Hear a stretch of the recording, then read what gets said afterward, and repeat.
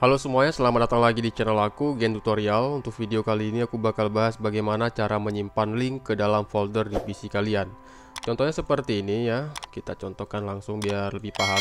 Coba kalian perhatikan di sini ada folder dan kalau dibuka ini ada notepad dan juga ada sebuah setup untuk aplikasi memo.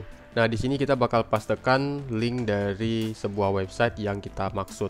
Misalnya di sini aku menggunakan website aku sendiri ya, asrulwanda.blogspot.com. Nah, yang kita inginkan adalah link ini nanti dibuat shortcutnya di dalam sini, yang ketika shortcut itu diklik, itu bakal secara otomatis masuk ke asrulwanda.blogspot.com. Bagaimana caranya? Caranya kita buka seperti ini ya. Sudah dibuka dari Google, kemudian langsung aja klik kanan, lalu klik simpan sebagai, atau kalian bisa gunakan kombinasi Ctrl S untuk cara lebih cepat. Simpan sebagai, kemudian di sini kalian bisa ganti namanya atau sudah cocok dengan nama seperti ini. Di sini kita klik simpan sebagai halaman web HTML saja. Jadi cuma linknya aja yang disimpan. Kalau kalian klik halaman web file tunggal, itu nanti ada satu file tunggal yang paling dominan di halaman itu akan disimpan secara bersamaan. Dan itu menurut aku lebih repot dan tidak ada gunanya.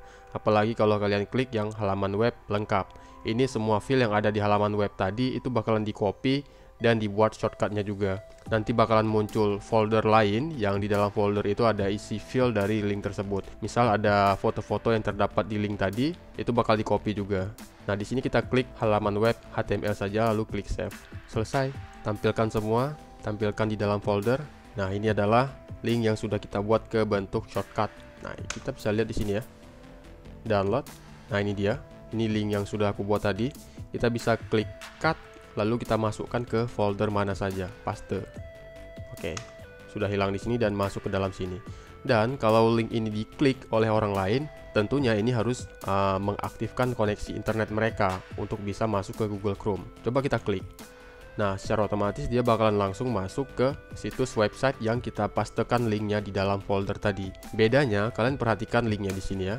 Ini linknya lebih lengkap, ada C users, nah, jadi alamatnya lebih lengkap. Tapi kalau link originalnya itu tidak ada, asrulwanda.blogspot.com, dan ini link yang sudah dibuat jadi bentuk shortcut.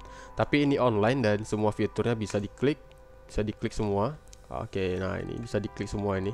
Yang penting dia online seperti itu ya. Terima kasih, semoga video ini bermanfaat. Jangan lupa klik like, subscribe, dan kasih komentar terkait video ini. Sampai jumpa di tutorial aku berikutnya.